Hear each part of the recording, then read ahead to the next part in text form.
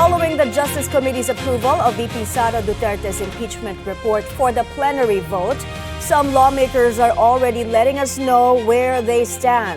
The House needs at least 106 votes out of the 318 members before it could transmit the articles of impeachment to the Senate for trial. May live report si Isaiah Mirafuentes ng Abante mula sa Batasang Pabansa. Isaiah. Yes, may tama ka dyan. Wala pa man ang aktual na botohan sa plenaryo ng House of Representatives kaugnay nga sa impeachment ni Vice President Sara Duterte. May mangilan-ngilan na ang naglalabas ng kanilang desisyon.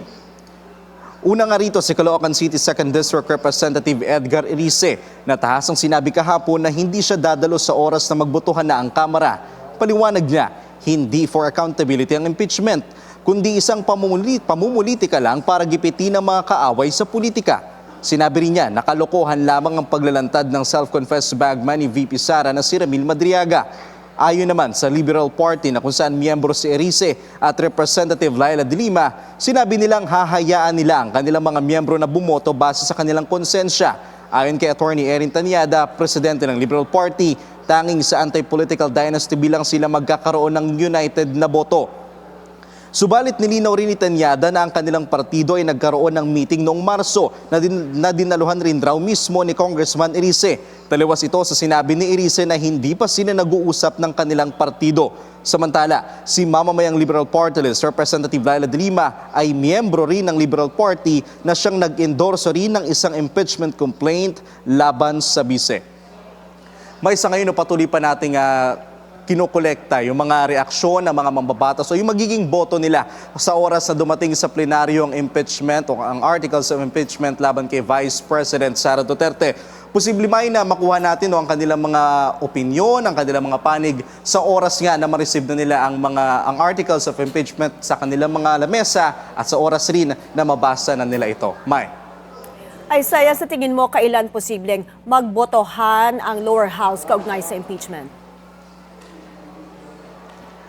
Kahapon may ang sinasabi sa atin ni Representative Tere Redon, posibleng mangyari nga ang botohan sa susunod na Lunes, which is sa Monday o May 11.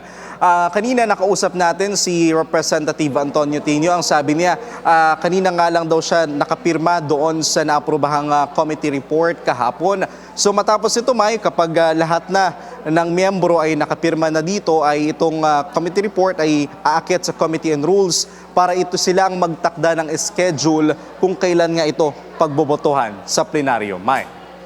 Ang tanong ng marami, may sapat ba na boto? Yes, may sa ngayon, paiba-iba yung mga panig ng mga mambabatas na ating natatanggap, pero karamihan sa kanila nagsasabi na lalagpas sa 106 ang makukuhang pabor sa impeachment. Pero ang ilan sa kanila sinasabi na, kasi noong nakaraang taon, may kung matatandaan natin, may 215 votes na pro-impeachment ang nakuha dito sa House of Representatives. Yan naman ang numbers na posibleng hindi na makuha. Ang paliwanag sa atin ng ilang mga mambabatas kanina, actually kanina may nakausap rin tayong ilang mambabatas na inamin nila na mag-a-abstain sila para sa impeachment. Ang sinasabi nila, kung marami ang mga Duterte supporters, particular na nga sa Visayas at Mindanao, ay posibleng mag-abstain sila sa impeachment. May. Maraming salamat Isaiah Mirafuentes, live mula sa Kamara.